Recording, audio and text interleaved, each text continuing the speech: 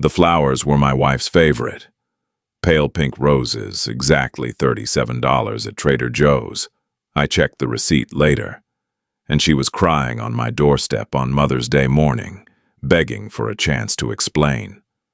What she didn't know was that I'd spent the last 18 days coordinating with 3 other women across 2 states, and in exactly 90 minutes, all of us would be sitting in my dining room with her affair partner, his legal wife, his girlfriend, both our families, and a private investigator with a camera. If you've got some time and maybe something to drink, settle in. This one's a journey. So why did I wait 3 weeks after discovering the truth to make my move? Why not confront her immediately, like any normal person would? Because I'm an architect, and architects don't demolish buildings on impulse. We plan, we calculate. We make sure every support beam is cut at exactly the right moment, so the whole structure comes down clean. Here's what you need to know. 3 weeks ago, I found out my wife had been cheating on me for 8 months with a man who turned out to be married to someone else while also dating a 3rd woman. None of us knew about the others. By the time I orchestrated a Mother's Day family brunch that exposed everything, my wife's life had imploded. The guy was facing criminal charges, and I was left wondering if revenge was supposed to feel this empty. But I'm getting ahead of myself. Let me take you back to the beginning, back when I still believed in the fairy tale. I met Emily at a wedding in June 2016, one of those perfect summer weddings in wine country where everyone's drunk on champagne and possibility. I was 29, she was 26, and when she laughed at one of my terrible architecture jokes, something about load-bearing walls I can't even remember now, I thought maybe I'd finally found someone who got me. We dated for 2 years. She was everything I wasn't. Outgoing, ambitious, effortlessly charming at parties. I was the quiet one, the planner, the guy who'd rather spend Friday night drafting designs than networking at some bar. She worked in marketing at a tech startup. I was a junior architect trying to make senior associate. We balanced each other out, or at least that's what I told myself. I proposed in October 2017 at Cannon Beach, right at sunset. I'd planned it for 3 months, made sure the tide was right, that the lighting would be perfect, that I'd have the ring in my pocket at the exact moment the sun hit the horizon. She said yes, crying happy tears, and I remember thinking, I designed this moment. I made it perfect. That should have been my first clue about who I really was. We got married in the fall of 2018. 150 people, beautiful venue, open bar, the happiest day of my life, hands down. I meant every word of those vows, for better or worse, in sickness and health, till death do us part. The first few years were good, really good. We bought a house in 2019, a 3-bedroom craftsman in the suburbs that needed work. We renovated it together. Well, I designed the renovation, and she picked out all the finishes that made it actually look like a home instead of an Architectural Digest spread. I made senior associate at my firm. She got promoted to marketing manager. We talked about starting a family soon. Everything was going according to plan. Looking back now, I can see the cracks forming around year 4 or 5. Small things that my conflict-avoidant brain decided to ignore. Emily started spending more time on her phone, always claiming it was work. Our sex life slowed down. She blamed stress from her job, and I believed her because I wanted to. She started going to networking events alone, coming home late smelling like wine and perfume I didn't recognize. When I'd ask about her day, her answers got vague. Oh, you know, the usual meetings, strategy sessions. She became critical of me in small ways. My lack of ambition, my contentment with our life. Don't you want more, Christopher? She'd say. Don't you want to push yourself? I'd push back gently, suggesting we were doing fine. We had a good life. What was the rush? She'd drop it, but the question would linger in the air between us like smoke. In late 2023, we started trying for kids. This was my idea mostly. I was 36, she was 33, seemed like the right time. Emily agreed, seemed excited even. We bought prenatal vitamins. I started researching school districts, already planning the nursery design in my head. But month after month, nothing happened. Emily seemed stressed about it, so I tried to be supportive. "It'll happen when it happens," I'd say. "No pressure." What I didn't know, what I wouldn't find out until much later, was that she'd never stopped taking birth control. Not for a single day. Every morning in the bathroom while I made coffee, she'd take that little pill and flush away any chance of the future I was designing for us. By early 2024, Emily was distant in a way I couldn't ignore anymore. She'd started going to the gym more, buying new clothes, changing her appearance. I assumed midlife crisis, that thing people go through when they realize they're no longer 25. I tried to be understanding. I suggested couples therapy. She shut that down fast. "We don't need therapy, Christopher. Jesus, not everything requires an intervention."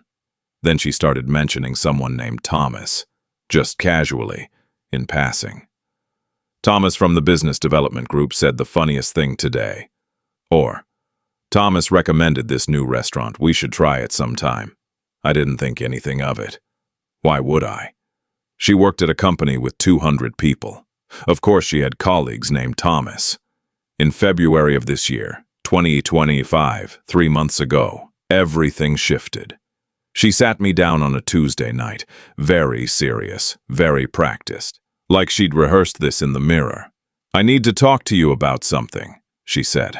My stomach dropped. Those words never mean anything good. "I need space," she continued. "I've been feeling stuck, like I don't know who I am anymore. Like I've lost myself in this relationship. I should have seen through it. I should have asked the hard questions, but instead, I went into fix-it mode." "Okay," I said. "What can I do? How can I help?" "I think I need to move out for a while," she said. "A trial separation, not a divorce, just space to work on myself, to figure out what I want." My world tilted. 7 years of marriage, and she wanted to move out. But here's the thing about being conflict avoidant. You'll agree to almost anything to avoid a bigger confrontation. So I said, okay, I said we could try it. I said whatever she needed. She had one condition. We'd keep our finances joint, still share the bank account, still technically partners, just living apart. "I don't want this to be a whole legal thing," she explained. "It's just temporary. We're still us." Red flag number 1000, but I missed it completely. She moved into an apartment mid-February. Took barely anything with her, some clothes, her laptop, toiletries. Like she was going on an extended business trip, not leaving her marriage. I helped her carry boxes to her car. I hugged her goodbye in our driveway. I watched her drive away and told myself this was temporary. She just needed time. We'd figure it out. The next 3 months were hell. I was alone in the house we'd built together, surrounded by empty rooms and my own spiraling thoughts. I texted her every day. Sometimes she'd respond right away. Sometimes it would take hours. She claimed she was doing therapy, yoga, wellness work, taking time for self-care. I wanted to believe her so badly that I forced myself to. But I started noticing things. Charges on our joint account that didn't make sense. Dinner at expensive restaurants. Why would someone eating alone need a $200 meal? Weekend trips to Bend and Sun River, places we used to go together. Hotel charges. When I asked about them, she had explanations ready. That was a wellness retreat, a work-off site. Self-care is important, Christopher. You should try it sometime. My friends started asking questions. My brother Andrew especially. "Dude," he said one night over beers, "something's not right. People don't just move out to find themselves and spend your money on hotel rooms." "She's not spending my money," I said. "It's our money. We're still married." Andrew just looked at me with this mix of pity and frustration. "Yeah, man, that's the problem. But I couldn't see it. Or, I could, but I didn't want to. Because seeing it would mean acknowledging that my 7-year marriage was a lie. That the person I'd trusted completely had been destroying us from the inside while I smiled and went along with it. I built my life like an architect builds a house, with careful planning, strong foundations, and trust in the blueprints. The problem was I didn't realize my wife had been demolishing it from the inside the whole time. Everything changed on April 28th. Emily had given me a key to her apartment for emergencies. She'd told me she was at work one Thursday afternoon, some big presentation she couldn't miss. I needed to forward some insurance documents and figured I'd just drop them off at her place, rather than deal with the mail. I used the key, walked into her apartment, and immediately knew something was wrong. Men's deodorant in the bathroom. Not my brand. Old Spice, the kind I'd never used.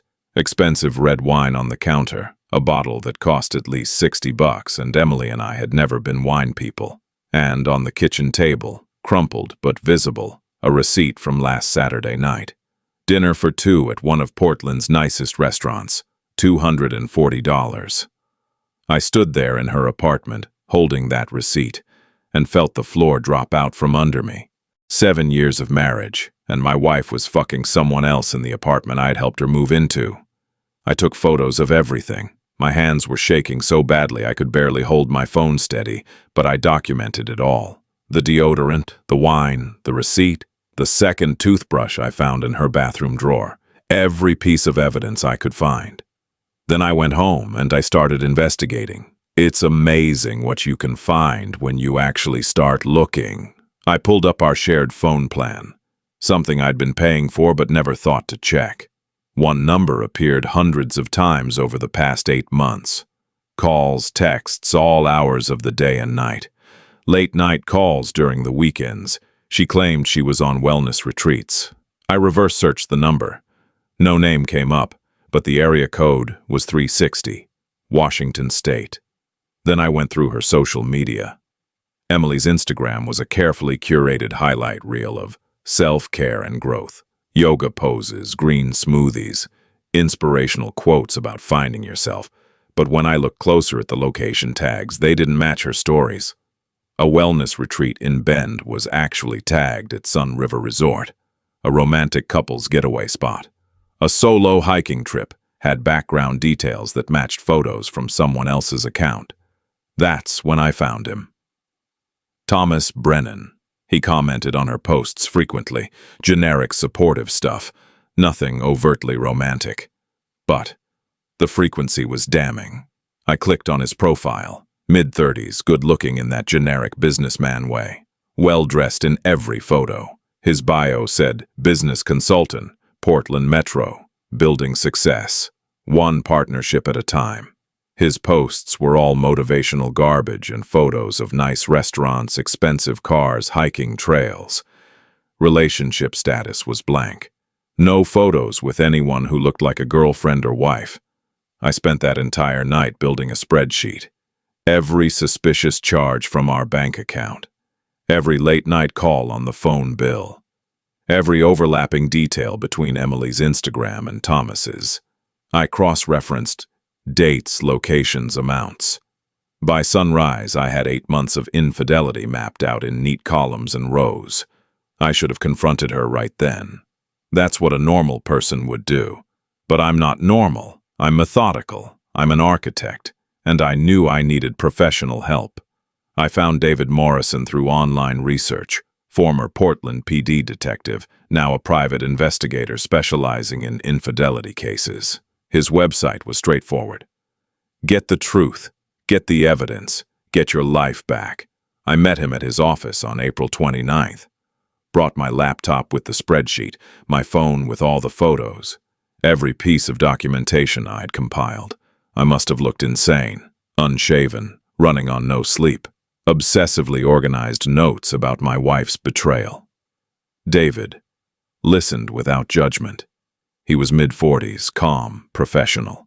The kind of guy who'd seen this 1,000 times and knew exactly how the story would end. This is more common than you think, he said when I finished explaining. The trial separation that's actually just an affair with a safety net. The joint account so she can spend your money. The wellness retreats. I've seen this pattern before. Can you help me? I asked. My voice cracked a little. I was so tired. "I can get you evidence," he said. "Concrete, undeniable, court-admissible evidence. But I need to ask, what do you want this for? Divorce, custody, just to know the truth?" "All of it," I said. "I want to know everything. How long, how bad, who he is, what she's been doing. I want documentation. I want the truth." "The truth costs $2,500 up front," David said, "plus expenses. And once you know the truth, you can't unknow it. You sure you want to do this?" I paid him from my personal account, money I'd been keeping separate that Emily didn't know about. My emergency fund, ironically enough. The next week was the longest of my life. I had to maintain normalcy, answer Emily's texts, go to work, see my family, while waiting for David's report. Every day felt like walking through water. I couldn't focus on anything. I started removing photos of Emily from the frames in our house. It was cathartic in a sick way. Every empty frame was proof that I was starting to accept reality. David called me on May 6th. "You need to sit down for this," he said. "It's worse than cheating." We met at a coffee shop far from my neighborhood. He slid a manila folder across the table. "This is everything." I opened it with shaking hands. Photos of Emily and Thomas together, kissing outside restaurants, holding hands on hiking trails, entering hotels together. Every image was time-stamped, documented, undeniable. The affair had started in August of 2024. 8 months. 8 months of lies while we were supposedly trying for a baby. There were financial records too. Emily had invested $12,000 of our money with Thomas in various business opportunities that didn't exist. Wire transfers, Venmo payments, all documented. I felt sick, but David wasn't done. "There's more," he said. "Thomas isn't who he says he is." He pulled out another document, a marriage certificate. Thomas William Brennan and Catherine Ann Foster Brennan, married June 15, 2019 in Vancouver, Washington. Public record, still legally married. I stared at the certificate, trying to process. "So he's married, and there's another woman," David said. He showed me evidence of Jessica Torres, 28, a graphic designer in Portland. Photos of her and Thomas together dating back to 2022. 3 years. She thought they were exclusive. My wife was having an affair with a married man who was also cheating on his wife with another girlfriend. None of us knew about the others. "He's a con artist," David explained. "This is his pattern. He targets professional women in their 30s, gets them emotionally dependent, then bleeds them financially through fake investment schemes. The business consultant thing is fake. He lives off what he takes from these women." I don't remember leaving the coffee shop. I sat in my car in the parking lot for God knows how long, just staring at the steering wheel. The betrayal was so layered, so complete, that I couldn't process it all at once. Emily had cheated for 8 months while we were trying for kids, while spending our joint money on hotels and dinners with this man. She'd given $12,000 to a con artist. She'd never intended to come back to me. The trial separation was just her way of keeping her financial safety net while testing out her new relationship. And the worst part, she'd never wanted children with me. All that time I was researching school districts and designing a nursery in my head. She was taking birth control every morning and lying to my face. I broke down, right there in that parking lot. I cried harder than I'd cried since I was a kid. Hyperventilating, punching the steering wheel, completely falling apart. 7 years. 7 years of devotion, honesty, partnership, planning a future. And all of it was built on lies. But after the tears came something else. Something cold and focused. I called David back. "I need you to find everything," I said. "Every detail about Thomas, every woman he's conned, every lie he's told. I don't care what it costs." "What are you planning?" David asked. "I'm going to build something," I said. "One last blueprint. She demolished my foundation, so I'll design the controlled collapse." That's when I decided to find the other women. Catherine and Jessica deserved to know the truth, and I couldn't do this alone. Finding Jessica was easier than I expected. David had her work email. She was a freelance graphic designer. I agonized over how to approach her. You can't just email a stranger and say, "Hey, your boyfriend is actually married and also sleeping with my wife." But I didn't have a choice. I wrote the most careful email of my life. "You don't know me, but we have something terrible in common. Your boyfriend Thomas Brennan has been having an affair with my wife Emily for the past 8 months. I recently discovered he's also married to someone else. I'm not asking for anything. I just thought you deserved to know the truth. Here's the evidence." I attached a few photos, a basic timeline, hit send before I could overthink it. Then I waited. 24 hours of silence. I started to think I'd made a mistake, that she'd blocked me or thought I was crazy. Then my phone rang. "This is Jessica," she said. Her voice was hoarse, like she'd been crying for days. "Is this real? All of it?" "It's real," I said. "I'm sorry, I know this is—" "I found a wedding photo 2 weeks ago," she interrupted. "Catherine, his wife, on his laptop. I've been losing my mind trying to figure out if I was imagining it. Thank you for confirming I'm not insane." We agreed to meet in person, neutral ground, public place, a coffee shop in downtown Portland. Jessica was younger than me, late 20s with the kind of tired eyes that come from not sleeping. We sat across from each other, two strangers bonded by shared devastation, and compared notes. Her story was heartbreaking. She'd been dating Thomas for 3 years. He'd told her he was divorced, no kids, focused on his career. They were exclusive. She'd given him $8,000 for a business investment that was going to change both their lives. She'd introduced him to her friends, her family. She'd believed in a future with him. "I thought I was going crazy," she said again. He always had explanations, business trips, client meetings. I wanted to believe him so badly. "I know exactly what you mean," I said. "Have you contacted her?" Jessica asked. Catherine, the wife. "Not yet," I admitted. I didn't know if I should. "We need to tell her," Jessica said firmly. "All 3 of us need to know everything." She was right.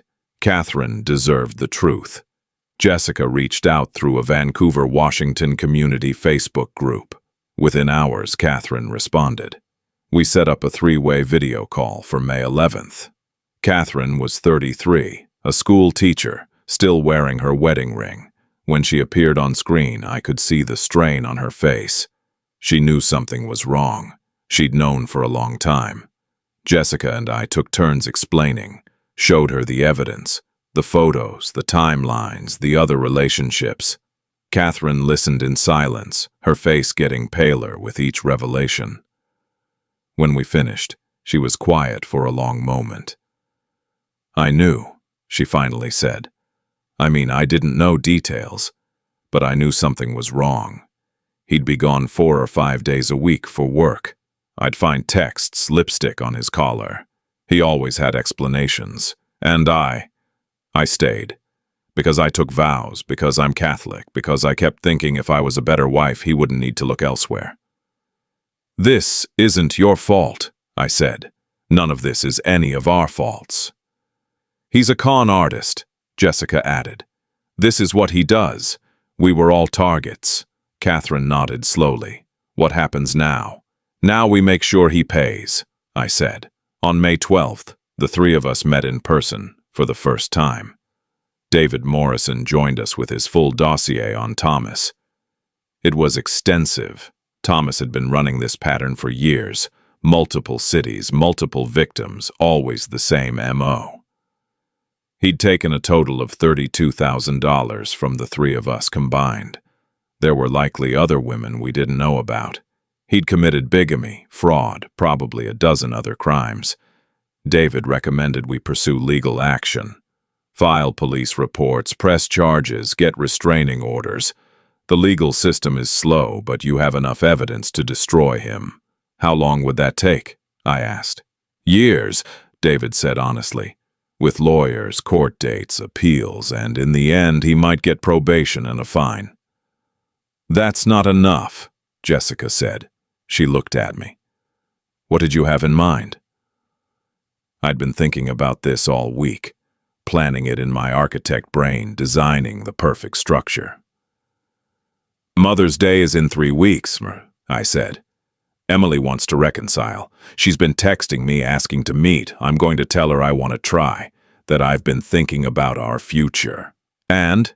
Catherine asked. "And I'm going to invite both our families for a Mother's Day brunch," I said.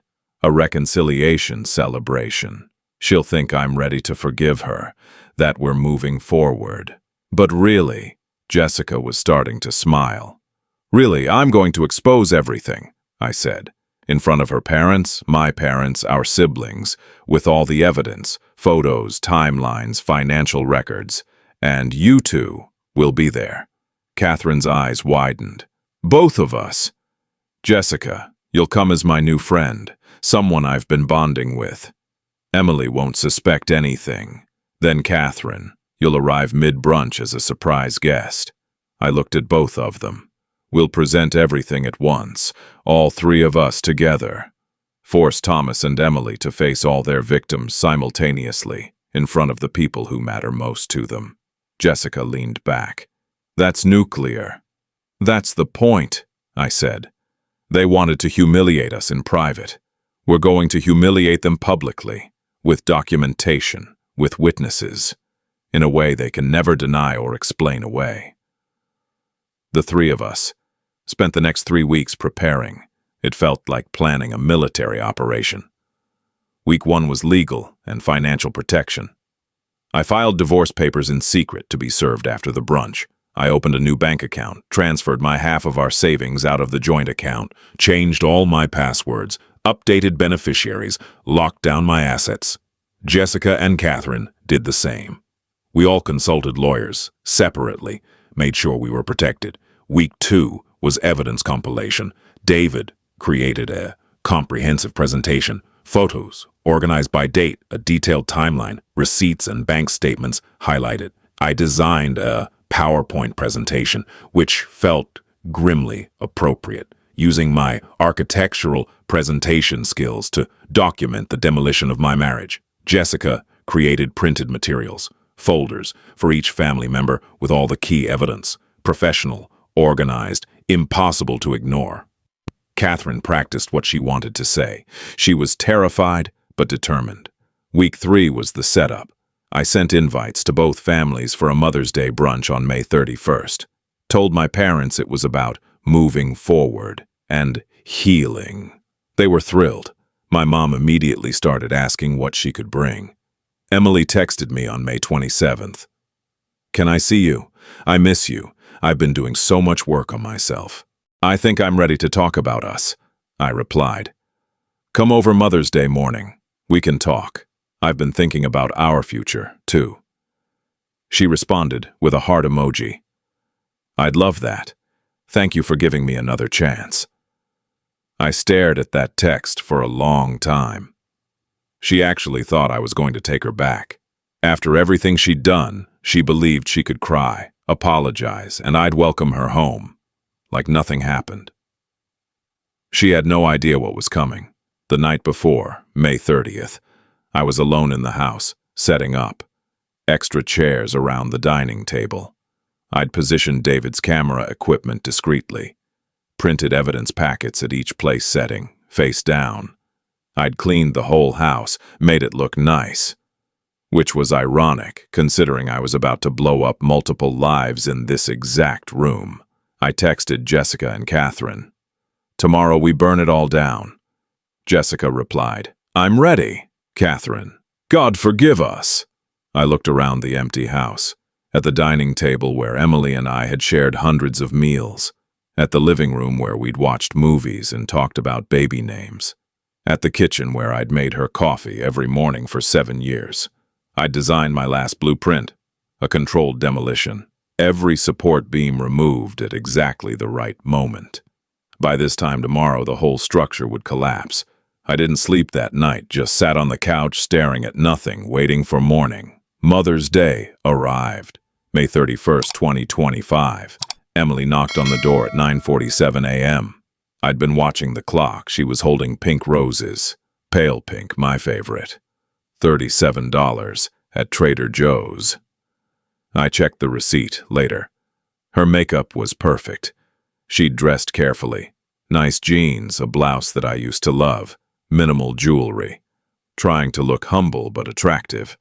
She was crying, but the kind of crying that looked practiced. "Hi," she said softly. "I brought you flowers. I know they don't fix anything, but—" "Come in," I said, cutting her off. I kept my voice calm, controlled. "Actually, perfect timing. I invited family over for brunch at 11. They'll all be here soon. We can all talk." Her face flickered with confusion, but she recovered quickly. "Family. Okay, that's good. That shows we're moving forward, right?" "Yeah," I said, taking the roses. "Moving forward." I put them in a vase on the dining table. They'd be sitting right there for the confrontation. The symbol of her fake apology, centerpiece of her humiliation. Emily followed me into the kitchen trying to help, playing the role of repentant wife. "What can I do? Should I make coffee?" "It's already made," I said. "Just relax. Family will be here soon." At 10, they started arriving. My dad Robert first, then my mom Patricia.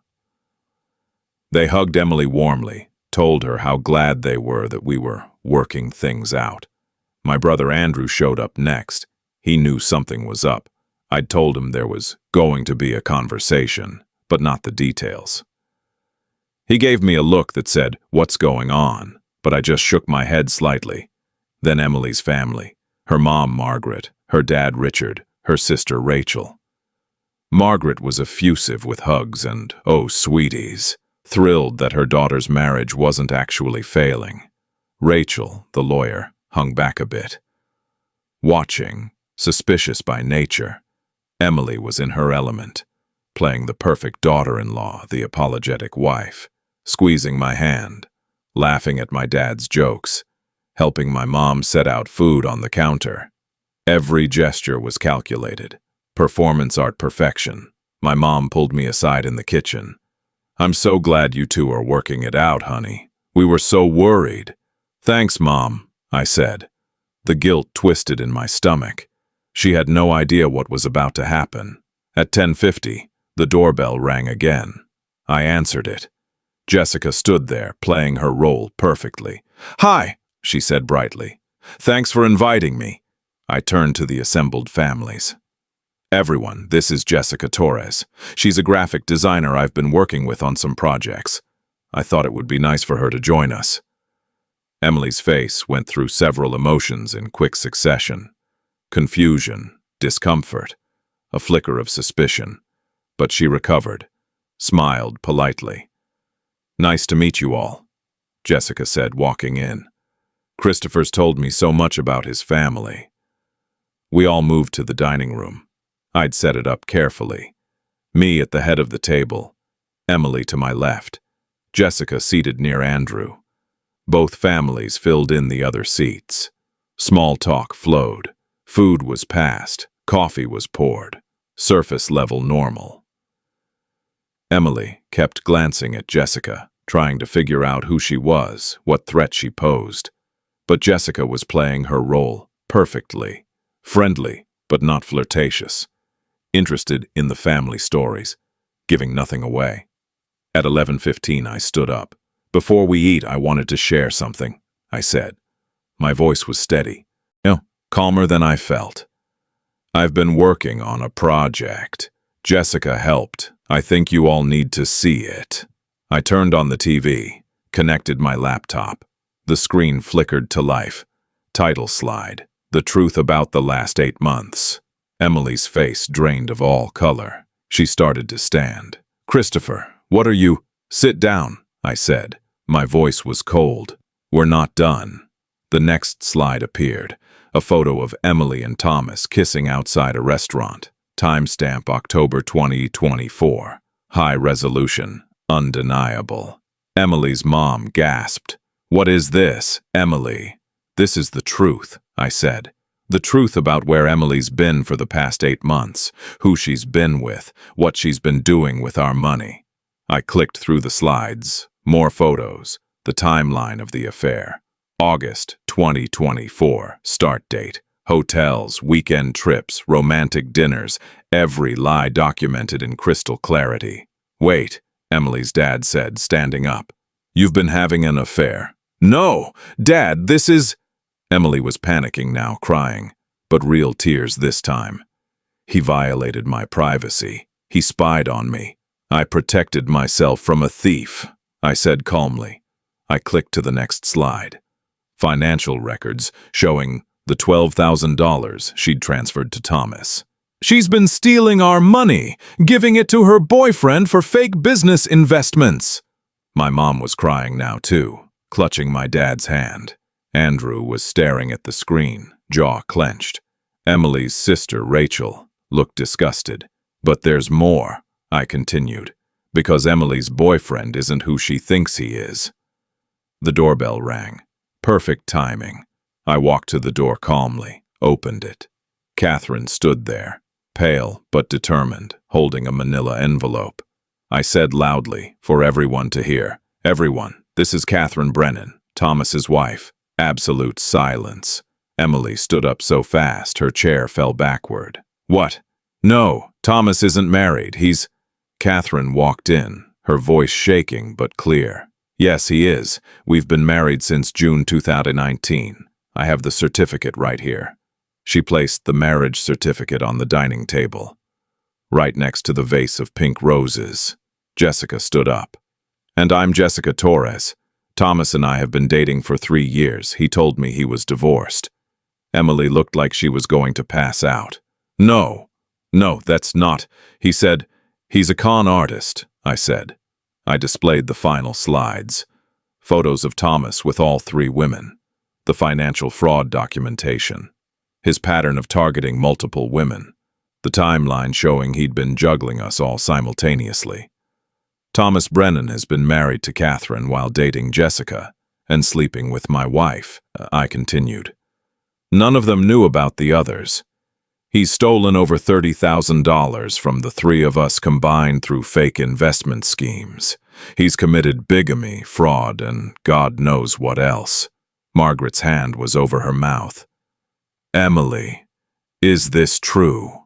Emily couldn't answer. She was hyperventilating, mascara running down her face, looking between all of us in total panic. "And you knew he was with someone," I said to Emily. "Jessica has texts where you messaged Thomas about being careful. You just didn't care." "I didn't know he was married," Emily shouted. "He told me. He said he loved me." "He's a liar," Catherine said quietly. "That's what he does, and we're all his victims." She looked at Emily. "Including you, but you also chose to cheat on your husband. So you're victim and perpetrator both." Rachel stood up, looking at her sister with pure disappointment. "Jesus Christ, Emily, what did you do?" "You don't understand," Emily sobbed. "He made me feel he was exciting and passionate and I was boring," I finished. "I know. You told him that. I have the texts." My dad cleared his throat. "We're leaving." He looked at Emily's parents. "Richard, Margaret, I'm sorry you drove up for this, but you needed to see it." We all did. "I agree," Richard said quietly. He looked at Emily with something like heartbreak. "We'll talk later, when you can explain this." The families started gathering their things. Awkward hugs, apologies that weren't anyone's fault. My mom squeezed my hand. "I'm so sorry, honey." David Morrison, who'd been documenting everything from the corner, packed up his camera equipment. "I have all of this recorded," he said to everyone, "for legal purposes." Within 15 minutes, the house was empty except for Emily, still standing in the dining room, holding her phone, trying to call Thomas. No answer. He'd gone completely dark. You need to leave, I said. David will escort you to get your things from the apartment. You have 1 hour to pack what you need. Where am I supposed to go? Emily asked. Her voice was broken, childlike. That's not my problem anymore, I said. You'll receive divorce papers this week. My lawyer will contact yours. The joint account is frozen. You're on your own. Christopher, please, leave. David walked her out. I watched from the window as she got into his car, still clutching her phone, still crying. When they were gone, Jessica and Catherine were still there, standing in my destroyed dining room. The pink roses were still sitting on the table, pretty and useless. What do we do now? Catherine asked. Now, I said. Now we watch it all burn. Jessica nodded. And we make sure he pays. We exchanged numbers, made plans to coordinate legal action, filed police reports together. For a moment, we just stood there. 3 people who'd been shattered by the same con artist, united in our shared devastation. Then they left, and I was alone in the house that suddenly felt too big and too empty. I'd done it. I'd executed my perfect revenge. Every detail planned, every moment controlled, every support beam cut at exactly the right time. So why did I feel so hollow? The next 3 weeks were when the real fallout began. When revenge stopped feeling like justice and started feeling like I'd dropped a nuclear bomb with no way to control the blast radius. Emily moved into a cheap motel. She couldn't afford an apartment now that I'd frozen our joint account and taken my half. She blocked me on everything, but I heard through mutual friends about her complete unraveling. Her family was barely speaking to her. Margaret, who'd been so effusive about reconciliation, was embarrassed and ashamed. Rachel told me later that their parents felt humiliated, that their friends were asking questions, that the whole thing had become social poison. Emily tried to reach Thomas. His phone was disconnected. His social media deleted. His apartment cleared out. He'd vanished. It took us a week to figure out he'd skipped town entirely, knowing somehow that we were onto him. Catherine filed a missing person report, but the police weren't concerned. Adult man left voluntarily, no signs of foul play. He'd withdrawn all his money in the days before Mother's Day. He'd known. Somehow he'd known we were coming for him. At work, Emily's life imploded. Someone, I don't know who, might have been a guest at the brunch, sent the story to HR at TechRise. Included David's documentation, the Reddit post that was going viral about the revenge. Thomas had claimed to be consulting with TechRise, had used Emily's company name for credibility in his financial schemes. She was fired June 10th for ethics violations and bringing the company into disrepute. Lost her health insurance, her 401k hadn't vested yet. And she couldn't find a new job because when employers Googled her name, the revenge story was the first result. The Reddit post had hundreds of thousands of views. People were commenting on her old social media posts, calling her a homewrecker, saying she got what she deserved. She deleted all her social media, stopped going to the gym, ran into someone she knew at the grocery store, and the woman literally turned around and walked away. I heard all of this secondhand, through Andrew, through mutual friends, and with every update, the sick feeling in my stomach grew. On June 12th, I got a call from Rachel. "I'm not calling as Emily's sister," she said. "I'm calling because you need to know something." "What?" "She had a panic attack. Bad one. The motel manager called 911. They took her to the ER. My blood went cold. "Is she okay?" "Physically, yes. Mentally." Rachel paused. "She hasn't eaten in days. Her room is a disaster. She's obsessively checking her phone for messages from Thomas that'll never come. The ER referred her for psychiatric evaluation." I know you didn't intend this," Rachel cut me off. "But she tried to hurt herself, Christopher. Mom found her with pills. We got her to the hospital in time, but the room spun. I wanted her to face consequences, not, I know, And she did deserve consequences. She cheated, she lied, she stole, but you destroyed her publicly, in front of everyone who mattered. And now she's living in a motel, unemployed, broke, and suicidal. Rachel's voice was hard. So I need to ask you, did you want justice, or did you want annihilation? I couldn't answer. Rachel sighed. She's moving back to my parents' house. They're going to watch her, make sure she's safe, get her into therapy. But Christopher, think about what you wanted versus what you got. She hung up. I sat there for a long time, staring at my phone. David found Thomas in Arizona on June 15th. He'd been living under a different name. Catherine and Jessica filed police reports for bigamy and fraud. Warrant issued. Thomas was arrested June 18th, extradited back to Washington. He was facing charges: bigamy, wire fraud, identity theft. All three of us filed civil suits. His family, mother, siblings, saw the news coverage and disowned him.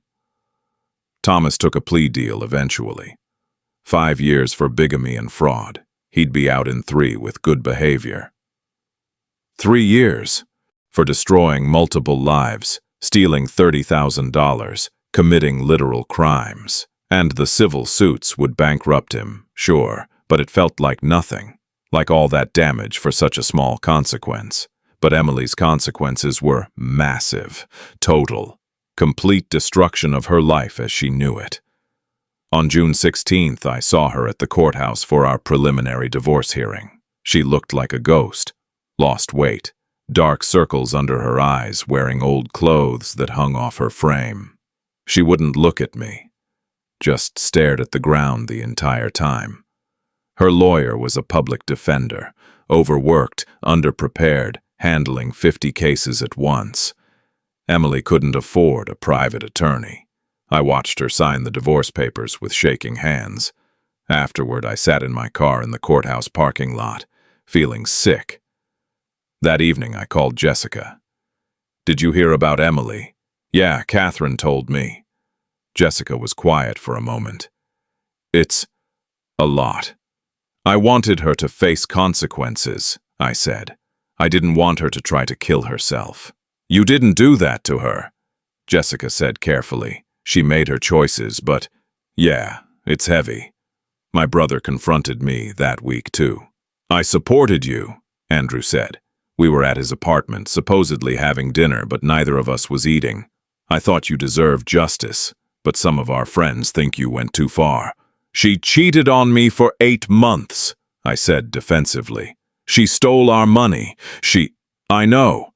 And she deserved to lose you, maybe even deserved to lose her job. But did she deserve to be a pariah, to be suicidal, to have her life completely destroyed?" Andrew looked at me hard. "You're an architect. You designed this. You knew exactly what would happen. Every variable was controlled. So you can't pretend you didn't know the blast radius." I didn't have an answer for that. "I'm not saying she's innocent," Andrew continued. "She's not. She hurt you badly. But you weren't just getting justice. You were punishing her. And maybe that's fair, I don't know. But you need to own what you did. You humiliated her publicly, systematically destroyed her entire life, and now she almost died. So ask yourself, was that justice, or was it just revenge?" I went home that night and stared at the ceiling for hours. I built my life like an architect builds a house, with careful planning, strong foundations, and trust in the blueprints. When I found out my wife had been demolishing it from the inside, I realized I could design one more thing: the perfect controlled collapse. But demolitions always create collateral damage, and I was starting to see the rubble. In late June, the three of us, me, Jessica, and Catherine, met for coffee. We'd been checking in every few weeks. This unlikely alliance of people bonded by shared trauma. "Thomas took a plea deal," Catherine said. 5 years for bigamy and fraud. Out in 3 with good behavior. "That's it?" Jessica looked angry. 3 years for ruining lives? "The civil suits will bankrupt him," I said. "He'll have nothing when he gets out." We sat in silence for a while. "I saw Emily at the courthouse," Catherine finally said. "At our divorce hearing. She looked broken." "She was a victim too," Jessica said quietly. "I mean, she also chose to cheat on Christopher, but Thomas manipulated her just like he manipulated us." "She's not innocent," I said. But even as I said it, I wasn't sure anymore. "No," Catherine agreed. "But neither are we. We humiliated her in front of everyone she loved, destroyed her career, made her a public example." She looked at me. "I wanted Thomas punished, but seeing what happened to Emily, I don't know if I'm proud of what we did." None of us had an easy answer. The summer was a blur of processing. My divorce finalized in mid-July, quick because Emily didn't contest anything. She just wanted it over. The house sold in August. I moved to a smaller condo downtown, started fresh in a space that didn't hold memories of Emily in every corner. I started therapy for the first time in my life. Male therapist, specialized in betrayal trauma. First session, he asked me what I wanted to work on. "I wanted justice," I said. "I got revenge, and I don't know if they're the same thing." Over weeks of sessions, we unpacked it all. My conflict avoidance that had enabled Emily's lying, my need for control, for perfect plans, for designed outcomes. My revenge wasn't just about holding her accountable. It was about regaining power in a situation where I'd felt completely powerless. "You had every right to be angry," my therapist said, "but the public humiliation, the systematic destruction, that was about control, about making her feel as helpless as you felt." "Is that wrong?" I asked.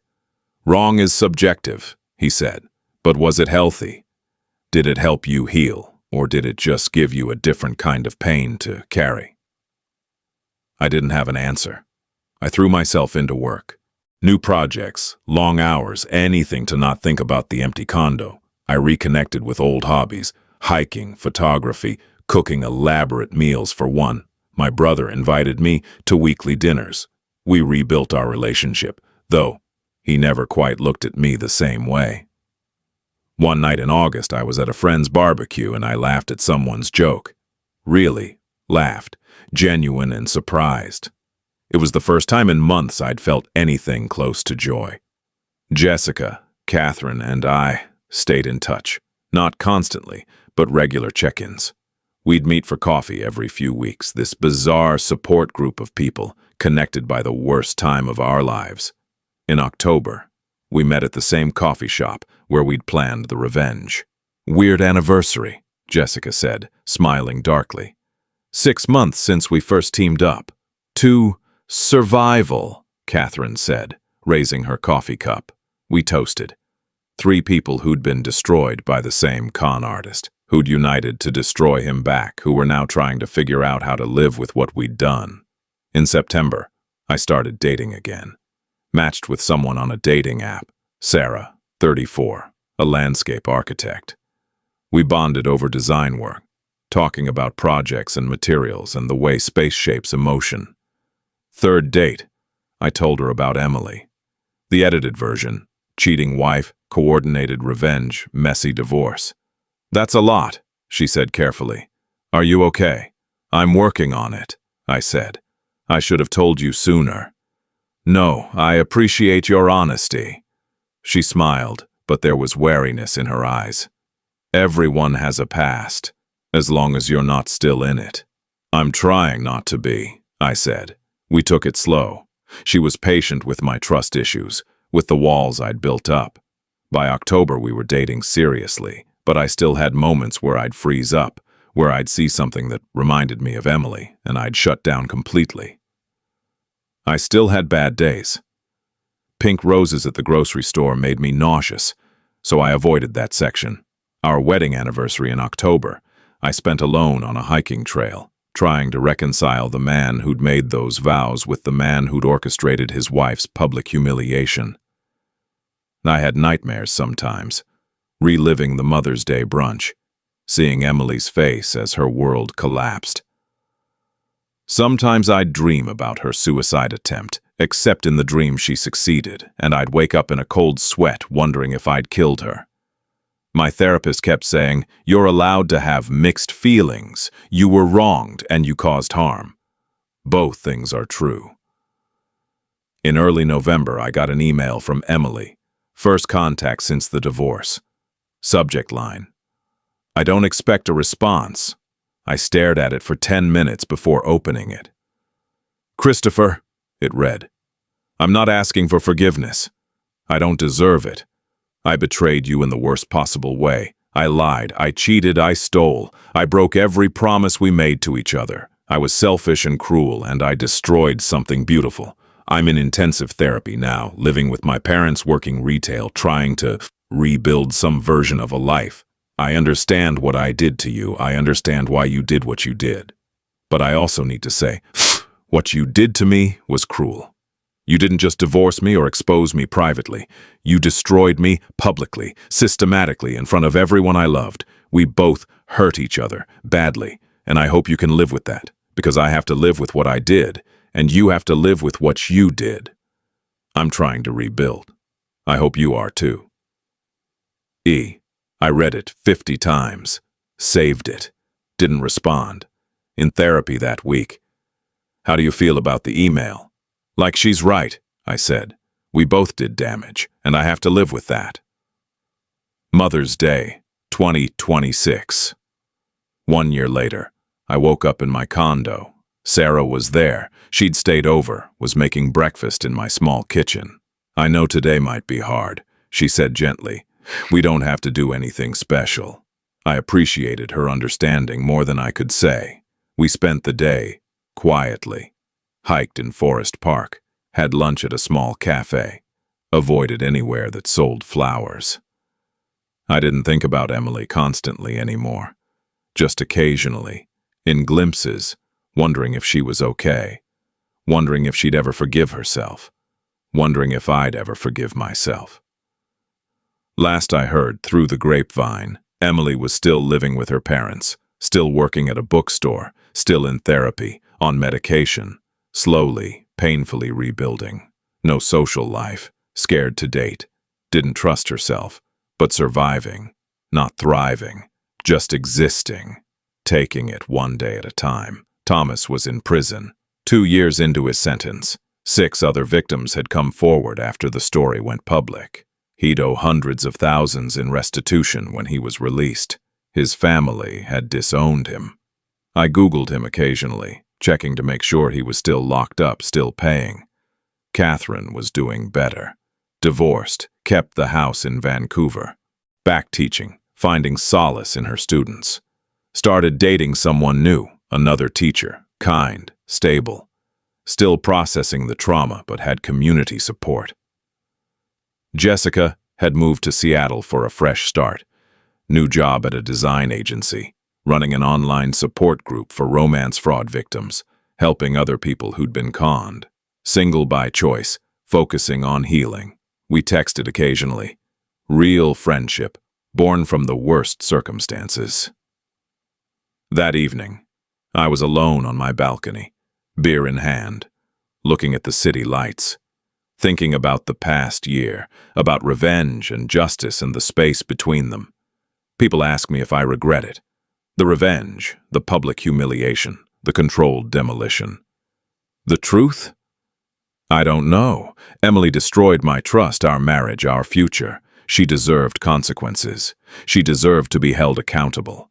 But did she deserve those consequences? To be suicidal, unemployable, a pariah, to have her entire life systematically destroyed. I told myself I wanted justice, but what I really wanted was for her to hurt the way I hurt. And she did, and I watched it happen, and part of me felt satisfied, and part of me felt sick. I'm an architect. I build things, design them with precision, plan every detail. When my marriage fell apart, I designed one last blueprint, a perfect controlled demolition. Every support beam cut at the right moment. Every weak point exploited. The structure collapsed exactly as planned. But here's what they don't tell you about demolitions. You can control the collapse, but you can't control the dust. The dust settles everywhere. On you, on everyone watching, on people who weren't even in the building. I got my revenge. Emily lost everything, just like I wanted, and I have to live with that. With the knowledge that I could have just divorced her, moved on. Let karma do its thing. Let the legal system handle Thomas. Let Emily face consequences through natural channels. But I didn't. I chose the nuclear option. I chose to destroy her publicly, methodically, with precision. Was it worth it? I look at a photo on my phone, Sarah smiling at me from earlier today. Then I swipe to an old photo I still haven't deleted. My wedding photo with Emily. 2 lives, 1 destroyed, 1 beginning. I text Jessica. Happy Mother's Day. Weird anniversary, I know. She replies, the weirdest. You doing okay? Me. Yeah, I am, finally. And as I hit send, I realize it's true. I'm not the same person who stood in that living room a year ago, watching his wife arrive with apology flowers. I'm not the person who orchestrated that brunch, who watched with cold satisfaction as everything burned down. I've carried the weight of what I did, the knowledge that I could have been the bigger person and wasn't, that I chose destruction over dignity, that my revenge cost me something too, my peace, my certainty, my belief that I was unequivocally the good guy in this story. And I'm moving forward anyway. Because that's all any of us can do. If you're going through something like this, betrayal, heartbreak, the urge for revenge, I can't tell you what to do. I can only tell you what I learned. You have every right to be angry, to want justice, to demand consequences. But revenge, real revenge, it's not clean. It's not satisfying, not really. It's just more pain, for everyone. Emily was wrong. Thomas was a criminal. They deserved to face consequences. But I could have walked away with my dignity intact. Could have divorced her quietly. Rebuilt my life. Let the legal system handle it.